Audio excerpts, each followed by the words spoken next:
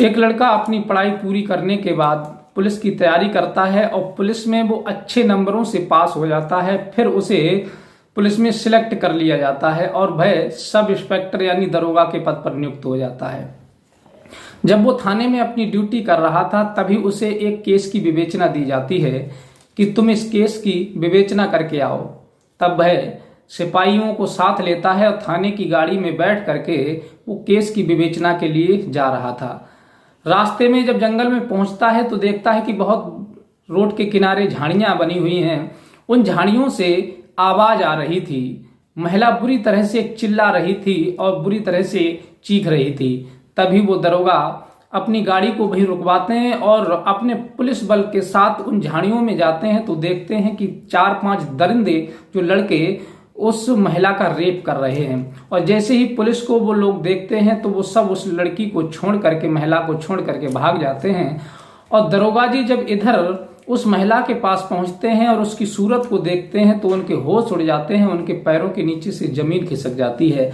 और वो महिला जब दरोगा जी को देखती है तो वो भी एकदम से घबरा जाती है और पैरों में गिर जाती है और हाथ जोड़ करके माफी मांगने लगती है कि साहब मुझे माफ कर दो, मैंने आपके साथ में बहुत बुरा किया और आप ही मेरी इज्जत बचाने के लिए आ गए। आखिर उस महिला और दरोगा जी का क्या रिश्ता था? कहाँ एक दरोगा जी और कहाँ एक महिला जिसका बलात्कार हो रहा था? और वो महिला ये बात क्यों कह रही थी कि मैंने आपके साथ बहुत बुरा किया है? ये पूरी सच्चाई आज इस वीडियो के माध्यम से जानने का प्रयास करेंगे, क्योंकि आज की जो वीडियो है आपके लिए बहुत महत्वपूर्ण है। क्योंकि आज इस वीडियो से आप बहुत कुछ सीखने वाले हैं और जिंदगी में बहुत कुछ काम आने वाली बातें आपको इस वीडियो के माध्यम से मिलेंगी। नमस्कार, प्रणाम, मैं हूं रितेश कुमार। दरअसल आज की जो सच्ची घटना मैं आपको सुनाने जा रहा हूं, आज की सच्ची घटना पश्चिम बंगाल की है। पश्चिम बंगाल में एक रश्मि नाम की लड़की अपने माँ बाप के साथ रहती थी, क्योंकि वो माँ बाप की बहुत ही ज्यादा लड़ती थी। माँ बाप उस पर आंखें बंद करके विश्वास किया करते थे। रश्मि जब जवान हो जाती है और उसकी पढ़ाई कॉलेज में चलने लगती है तब वह कॉलेज में एक लड़के से प्रेम करने लगती है। लेकिन इस बारे में रश्मि के माँ बाप को कोई भनक नहीं थी कि हमारी लड़की किसी लड़के से प्रेम करती है। और जो माँ बाप अपने बच्चों पर नजर नहीं रखते, उन पर आंखें बंद करके विश्वास कर लेते हैं, उनकी एक न एक दिन इज्जत पर दाग जरूर लग जाता है। ये बहुत ही सटीक प्रमाण है, देखा हुआ प्रमाण है। इसलिए प्रत्येक माँ बाप के लिए अपने बच्चों से चाहे वो कितना भी प्यार और लाड़ दुलार क्यों ना करें, लेकिन एक नजर उनके चरित्र पर जरूर रखें, क्योंकि इनका चरित्र बिगड़ ना जाए, इनका भविष्य बिगड़ ना जाए। ये प्रत्येक माँ बाप का फर्ज होता है, कर्तव्य होता है। रश्मि अपने माँ बाप को कुछ भी नहीं बताती थी और वो एक लड़के से प्रेम करने लगती थी जिसका नाम गोलू था। और गोलू से इतना प्रेम करने लगी थी कि वो एक दिन उस गोलू के साथ उसी कॉलेज से अपनी पढ़ाई को छोड़ करके भाग जाती है। इधर रश्मि के माँ बाप को पता चलता है कि हमारी लड़की किसी के साथ भाग गई है, तब वो समाज में बदनामी के कारण बहुत ज्यादा शर्मिंदा होते हैं और अपनी लड़की को पहले तो गुप्त रूप से चारों तरफ रिश्तेदारी में ढूंढते हैं। लेकिन जब उसका कहीं पता नहीं चलता तब वो पुलिस स्टेशन में जाकर के FIR करते हैं। फिर पुलिस लोकेशन के द्वारा उस लड़की को पकड़ लेती है और उसके कोर्ट में जब बयान होते हैं तब लड़की नाबालिग निकलती है। तब पुलिस और कोर्ट उसे माँ बाप के हवाले कर देता है, क्योंकि अगर वो बालिग होती तो वो लड़के के बयान करती, लड़के के साथ चली जाती। नाबालिग होने की वजह से कोर्ट ने उसे माँ बाप के हवाले कर दिया। अब रश्मि के माँ बाप सोचते हैं कि इस लड़की ने तो हमारी बहुत ही ज्यादा बदनामी करा दी, अब इसका विवाह कर देना चाहिए। तभी वो रश्मि के लिए एक घर ढूंढते हैं और घर जब उन्होंने ढूंढा है, बहुत जल्दी जल्दी इसकी शादी करनी है, जब घर ढूंढा तो एक लड़का जिसका नाम उदय था, वो अपनी फैमिली से अच्छा खासा था और वो अपनी पढ़ाई कर रहा था, क्योंकि उसका पूरा फोकस पढ़ाई पर था। इधर उधर की कोई बातें उसके अंदर नहीं थी, वो अपनी जगह पर बिल्कुल सही था।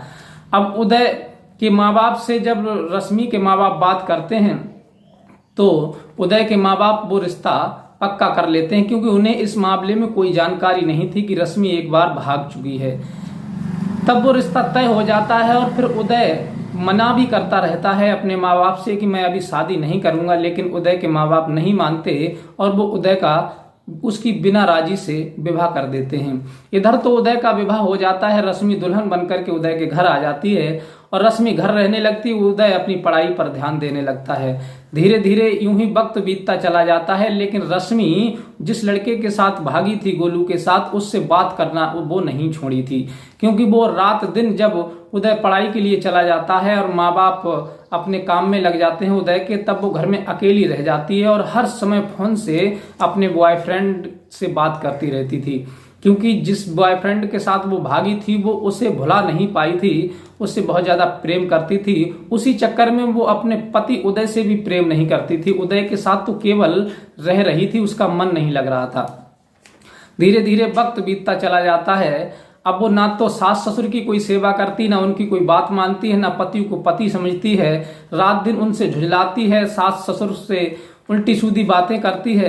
पति जब घर आता है कॉलेज से तो उससे भी सीधे मुंह बात नहीं करती। उदय सोचता है कि ये माँ बाप ने कहाँ से कहाँ हमारे गले आफत बांध दी है, चलो कोई बात नहीं, मुझे अपनी पढ़ाई पूरी करनी है, उसके बाद देखता हूँ, ये तो घर में है, करने दो। उदय उसकी तरफ ध्यान नहीं देता है और वो अपनी पढ़ाई पर ध्यान देता है। लेकिन धीरे धीरे वक्त बीतता है, 1 साल नहीं बीत पाई थी तब तक रश्मि अपने पति उदय को छोड़ करके भाग जाती है, उसी गोलू के साथ में जो पहले भागी थी। अब गोलू उसे भगा करके ले जाता है, लेकिन इधर उदय अपने सास ससुर को बताता है कि रश्मि यहाँ से भाग चुकी है, पता नहीं किसके साथ भागी है, मुझे तो पता नहीं, क्योंकि मैं तो हर समय पढ़ाई में व्यस्त रहता हूँ। अब वो रश्मि के माँ बाप समझ जाते हैं कि ये किसी के साथ नहीं भागी होगी, जो पहले जिस लड़के के साथ भागी थी उसी के साथ भागी है।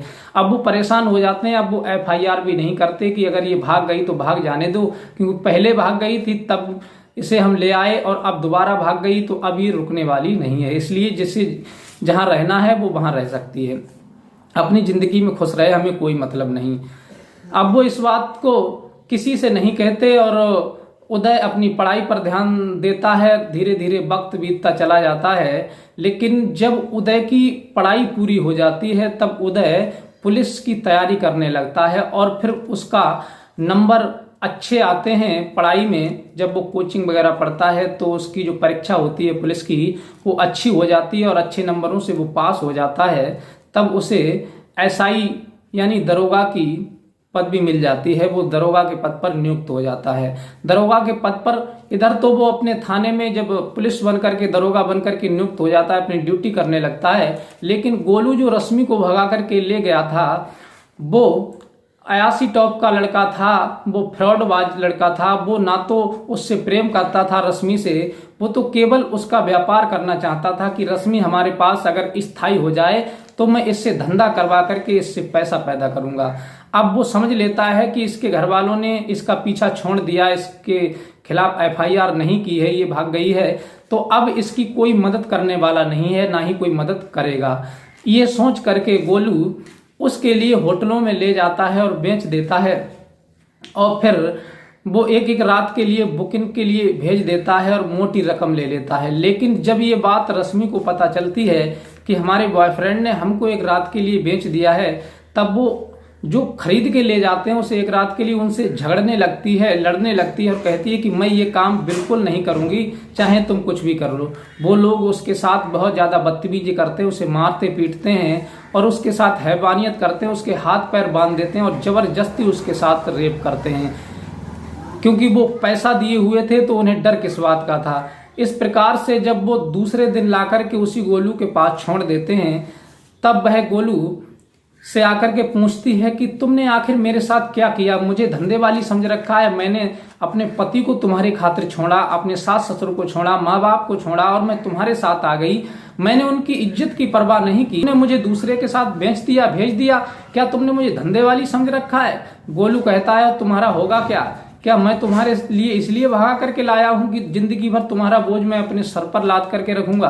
अरे मैं तो तुमसे पैदा करूंगा और पैदा करने के लिए तुम्हें लेकर के आया हूं, मैं तुमसे कोई शादी थोड़ा ही करूंगा।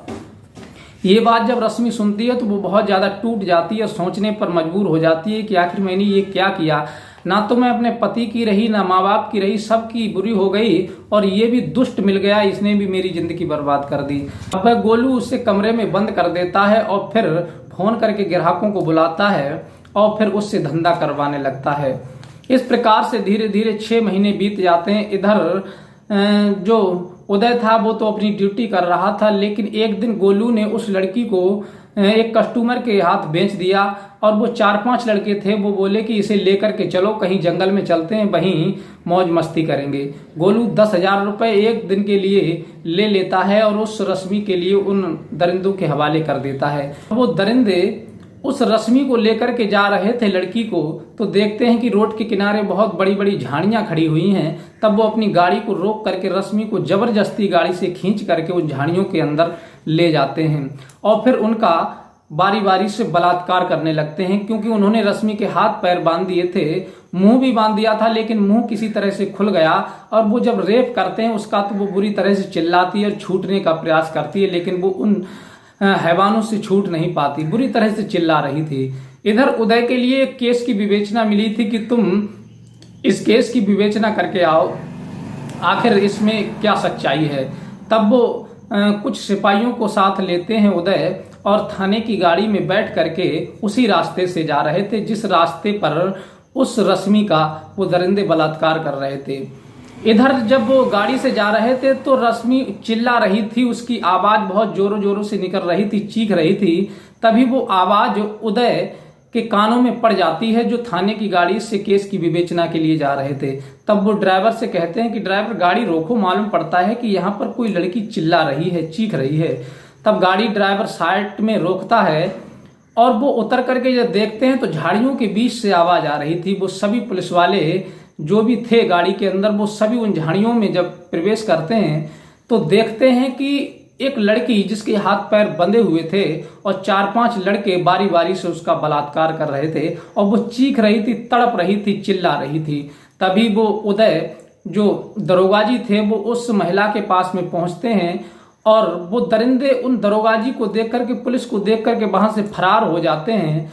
और उदय जब उस महिला को देखते हैं जिसका बलात्कार हो रहा था तो उनके पैरों के नीचे से जमीन खिसक जाती है, होश उड़ जाते हैं कि आखिर ये महिला, यहाँ इसका बलात्कार हो रहा है। और वो महिला जैसे ही उदय को देखती है कि ये पुलिस में है तो उसके भी छक्के छूट जाते हैं, उसके भी होश उड़ जाते हैं और वो गिड़गिड़ाने लगती है, पैरों पे गिर जाती है, कहती है कि साहब मुझे माफ कर दीजिए, मेरे साथ बहुत बुरा हो रहा है, मैंने आपके साथ बुरा किया, उससे भी ज्यादा मेरे साथ बुरा हो रहा है।